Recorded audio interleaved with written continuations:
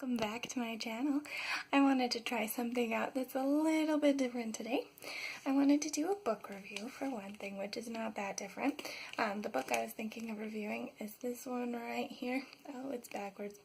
Anyways, it's called Skullsworn. It's by Brian Staveley.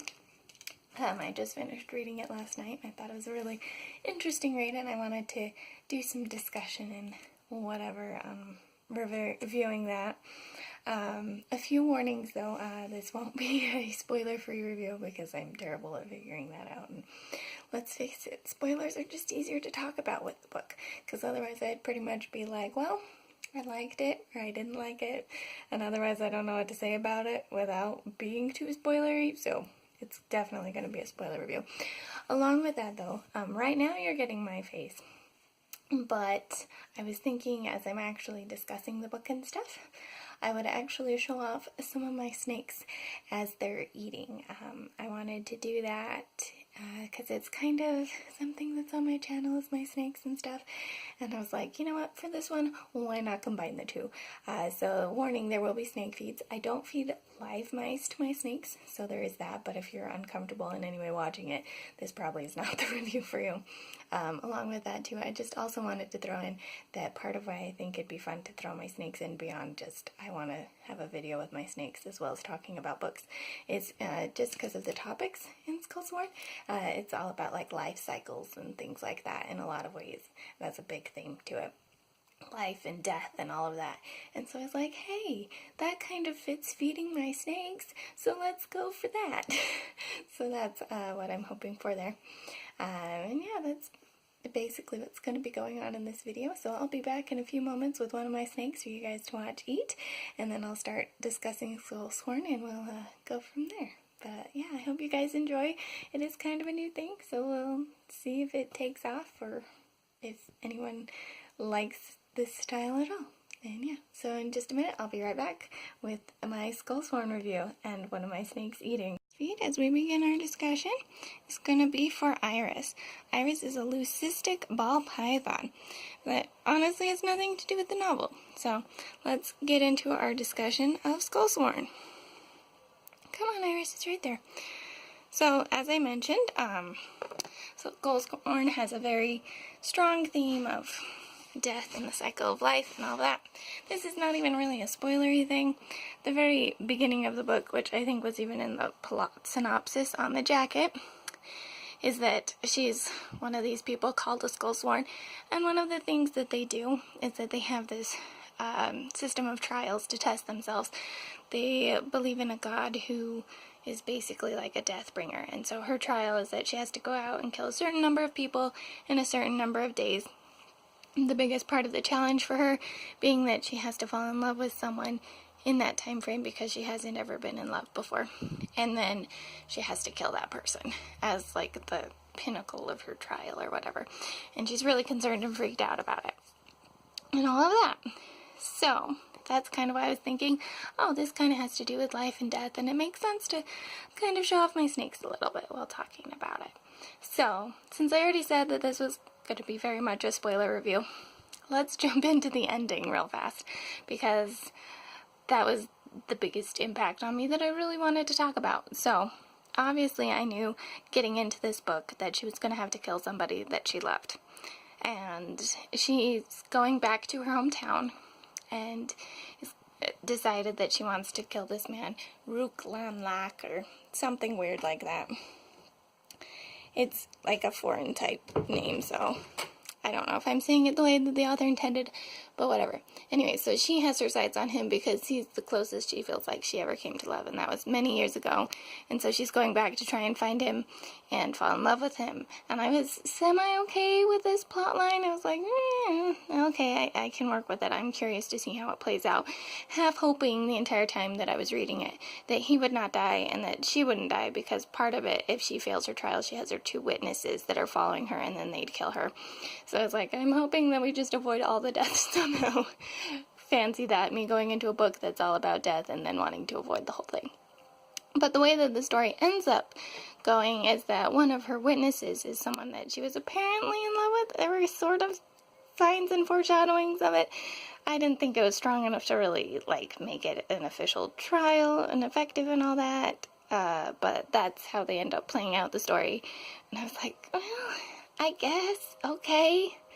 And then Rook Lommock still dies, which I was like, well, that was stupid. Why wasn't he just the one she fell in love with then? Because he died anyway. This is stupid. I think really the only way that I would have enjoyed the ending of this book is if she had killed Rook, being in love with him, and then there'd been a longer time span, because it's only 14 days in the book that she can kill off all this certain number of people and all that.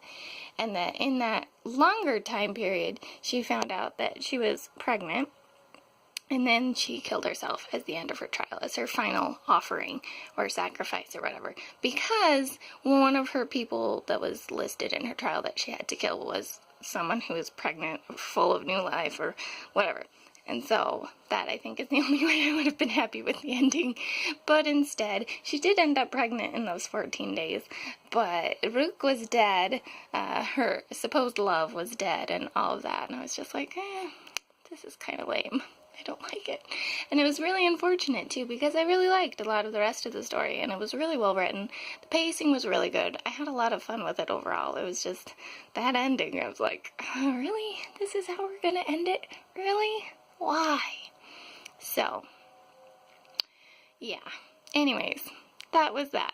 But again, I mean, it was a cool concept. I'd never seen anything like that where it's like, oh, you have to go kill the person, you'll have to show your devotion to your God. That was definitely a unique concept that I was like, okay, I can get behind this and see where it goes. And I mean, the writing was really good. It's apparently part of maybe a sort of series, as it said it was like the author's 4th book in the world of the Emperor's Blades, I think. Anyway, so I might at least go pick up the other books because I enjoyed that one so much, but I was very disappointed. I liked seeing her struggle and stuff, though. On a different note, her struggling to know if she's in love the entire time that she's on this trial and not sure if she can love and all that, I found very relatable. It was one of those things that I was like, this is the kind of story that I wish I would have thought of, because it rings very true to my emotions and how I feel a lot of the time. I mean, if we're being quite honest, I had my first boyfriend for several months before I realized he was my boyfriend, so I can totally relate to the not knowing where you stand on your feelings kind of a thing. Totally the story of my life. So there we go. Unlike my little snake Iris here, who very much knows her feelings, and she's like, yep, I'm gonna eat this mouse. I feel very good about this. So yeah. Let's see. I suppose we can talk a little bit more in-depth analysis on a few other things as well. So like her actual character, we've talked about a little bit with how I liked her indecisiveness and unsurety and how that felt. So I mentioned she has her 2 witnesses that are following around making sure that her deaths all qualify for her trial and all of that. The one is a really old man, and the other is like, is a 30-ish year old woman? It's kind of what I got. I don't know if they ever specifically said an age, but that was sort of the age range I was picturing, maybe 40s. Anyways, and those 2 are in love. I'm not sure if the trial is actually set that everyone does the same types of lives in it. And that each of them has to kill their love or whatever, but it sounded like both of her witnesses had done that, so I'm guessing that's kind of how the trial works.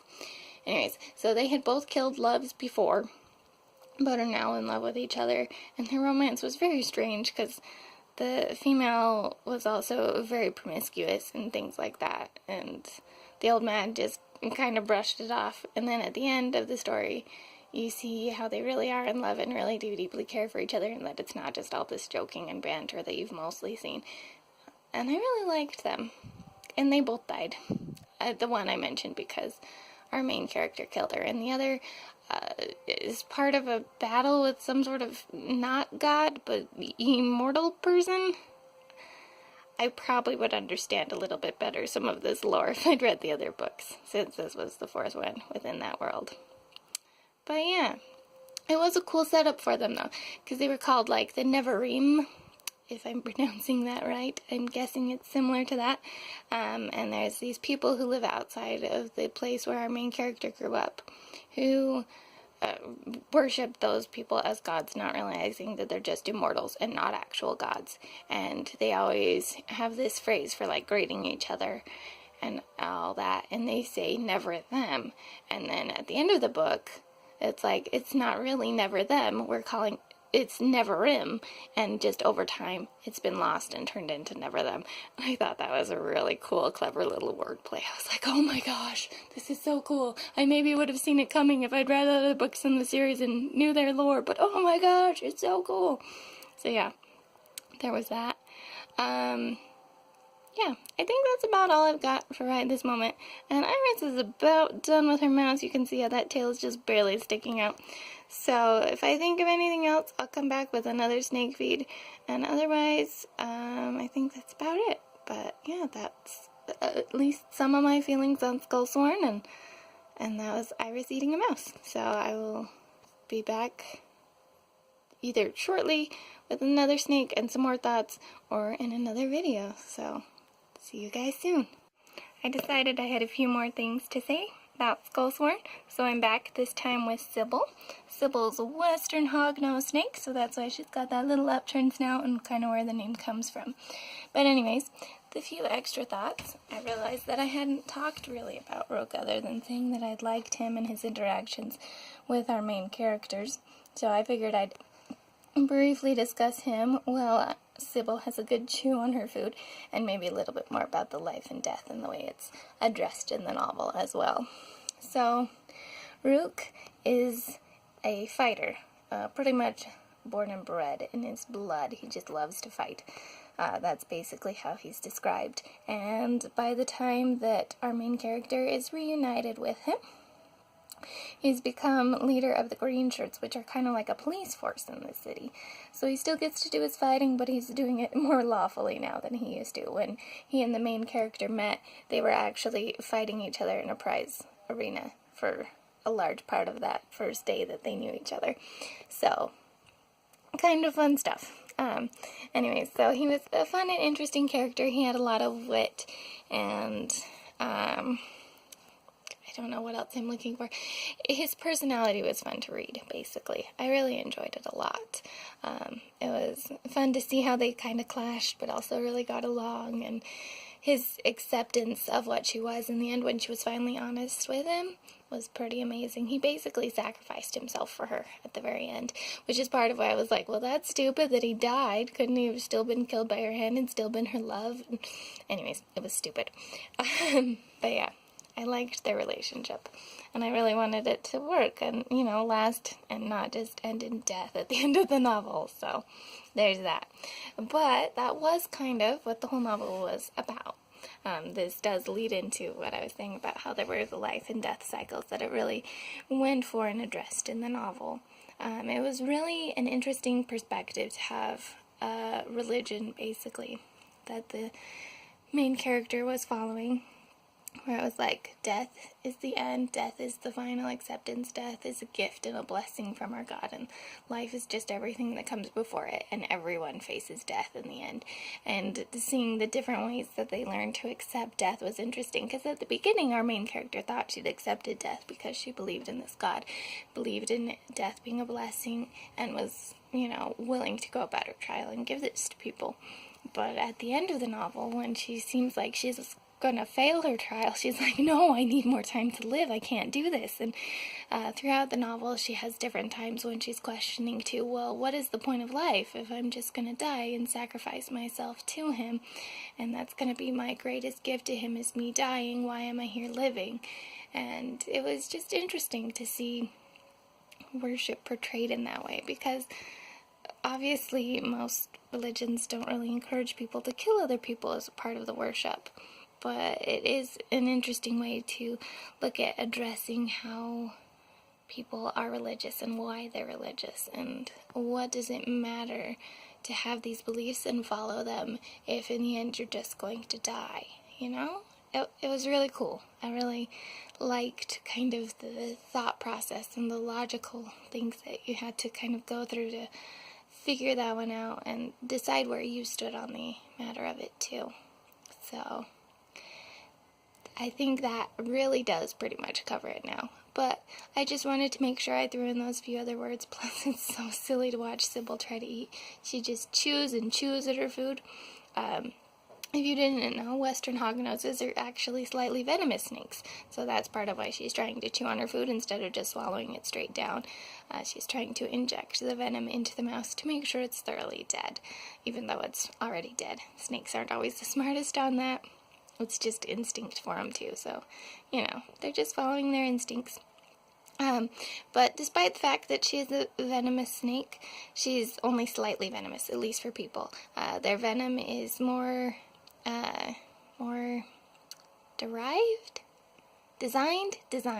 designed to be effective against amphibians out in the wild. That's what Western hognoses pretty much eat. They use their little nose to dig and burrow and search for amphibians like frogs, and then that's what they eat. So in captivity, they commonly can be gotten onto a mouse diet. Anyways, like what I've got my little Sybil on here. But out in the wild, they'd be more often eating things like amphibians. So yeah, it's pretty cool, fun little fact. I figured I'd throw that in as a little bonus, and she's still working on the food, and I don't know if you want to finish watching her eat or not, but I have kind of finished my thoughts on Skullsworn. So I figured I'd just throw that part in there too, and be like, hey, look at how cool my snake is eating her food. So yeah, but yeah, I do think that's about all I've got for that. If you have any comments or thoughts about Skullsworn, if you happen to have read it yourself and have any thoughts you want to add or any perspectives that you think would be interesting to add to my sort of conversation, my half of a conversation about death and dying and all the things that I've just kind of addressed in this review, that'd be great. I'd love to hear other people's thoughts on this book. I don't know if it's been widely read or not, but I really loved it, and I think I'm going to go look out for others in the series and see if they're any good too. So yeah. Anyways, I hope you guys have a great rest of your day and enjoy watching the rest of Sybil eating. I'll probably just leave the video on at least for a little bit longer while she continues working that mouse down. But for now, this is the Umlaut Harper signing out.